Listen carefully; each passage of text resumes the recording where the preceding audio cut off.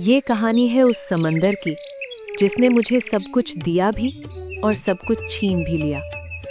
ये कहानी है मेरे पापा की, मेरी माँ की और उस आखिरी पुकार की जो आज भी मेरी नींदों में डूबती उतराती रहती है।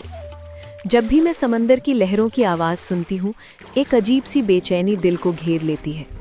मैं आज भी उन लहरों में अपने पापा की गूंज महसूस करती हूँ। मेरे पापा विक्रम मल्होत्रा। अगर आपने कभी किसी इंसान के चेहरे पर समंदर की शांति देखी हो तो वो मेरे पापा थे। उनकी आंखों में गहराई, चाल में सख्ती, आवाज़ में वज़न और दिल में दुनिया का सबसे प्यारा घर। उनकी सफ़ेद नेवी यूनिफॉर्म पर कभी एक शिकन नहीं।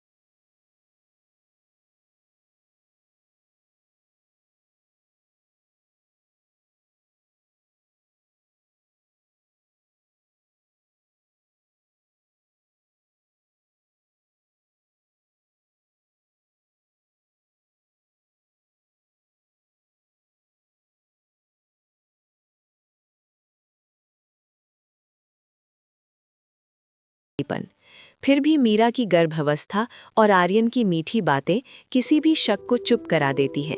थोड़ी ही देर में आर्यन ने पापा से कहा, बस एक छोटा सा सी ट्रायल सर, मीरा चाहती है कि नाव को चलती हुई महसूस करे। पापा ने इंजन चला दिया। सुकून धीरे धीरे किनारे से दूर होने लगी। पेड़ छोटे होते गए और फिर गायब हो गए। अब सिर्फ पानी था, नीला, विशाल, अकेला। माँ डेक पर थी, पापा स्टीयरिंग पर थे, जैसे पूरा समंदर उनका इंतजार कर रहा हो। पर कुछ ही मिनटों में समंदर का रंग बदल गया।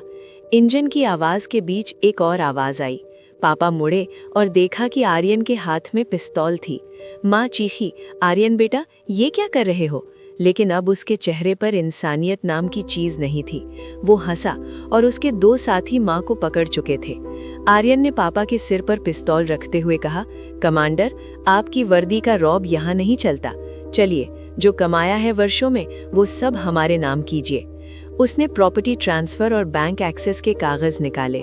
पापा की आंखें माँ की आंखों से मिली। माँ कांप रही थी। पापा की सांस भारी थी, लेकिन उन्होंने दस्तखत कर दिए, सिर्फ माँ को बचाने के लिए। लेकिन राक्षसों को इंसानी दिल समझ में कहाँ आते हैं। दस्तखत होते ही आर्यन की मुस्कान और फैल गई। उसने अपने लड़कों को इशारा किया। वो पीछे गए और सुकून का भारी 40 किलो का लंगर उठाकर ले आए, जंग लगा हुआ। उन्होंने पापा और माँ के हाथ पीछे कर हथकड़ी लगा दी। पापा ने पीछे हाथ बढ़ाकर माँ की उंगलियां पकड़ने की कोशिश की। माँ ने कांपते हुए उंगलियां थाम ली। पापा ने फुसफुसाते हुए कहा, सुधा, मैं हूँ। फिर आर्यन ने जंजीर उठाई और उसे पापा और माँ की हथकड़ियों से निकालकर अंत में लंगर से बांध दिया। पलक झपकते ही उसने लंगर पानी में फेंक दिया और फिर आई वो आवाज, खर खर खर खर। जंजीर डेक पर रगड़ते हुए खिंच रही थी, तेज और तेज। और अचानक एक जोरदार झटका। माँ और पापा फर्श पर घिसटते हुए किनारे तक गए और अगले ही पल छपाक, वे पानी में गिर चुके थे, जिंदा, डरे हुए, बंधे हुए। लंगर उन्हें नीचे खींच रहा था। पानी के भीतर पापा ने माँ का चेहरा देखा होगा, माँ ने पापा को, दोनों एक दूसरे को देखते हुए नीचे और नीचे, जहां अंधेरा इतना गहरा होता है कि रोशनी भी लौटने की हिम्मत नहीं करती। आर्यन को लगा उसने सबूत मिटा दिए, लेकिन उसे ये नहीं पता था कि पापा समंदर से हारने वाले नहीं थे। उन्होंने सुकून में एक छोटा सा सीक्रेट कैमरा लगाया था जो हाई अलर्ट मोड में सारा डेटा क्लाउड पर भेज देता था, और पापा अपनी आखिरी सांसों में वो मोड ऑन कर गए थे।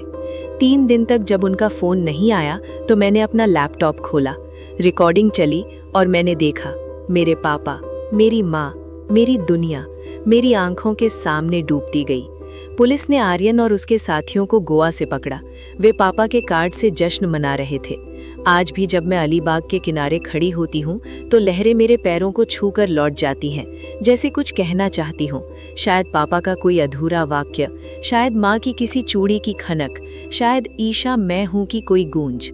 लोग कहते हैं समंदर बहुत बड़ा होता है, लेकिन मेरे लिए ये वो जगह है जहाँ मेरी पूरी दुनिया दफन है।